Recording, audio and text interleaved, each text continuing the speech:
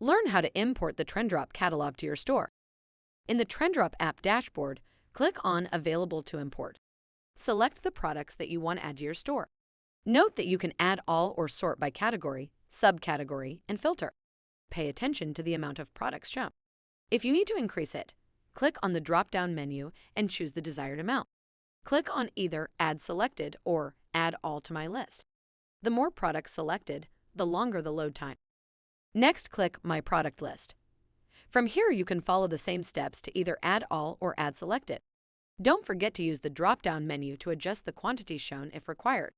Under the Actions menu, select Add All or Add Selected, or you can also choose to remove items that you do not want to add to your store.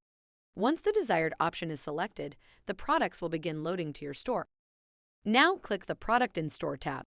The products will be shown as they are loaded. Refresh the page as necessary.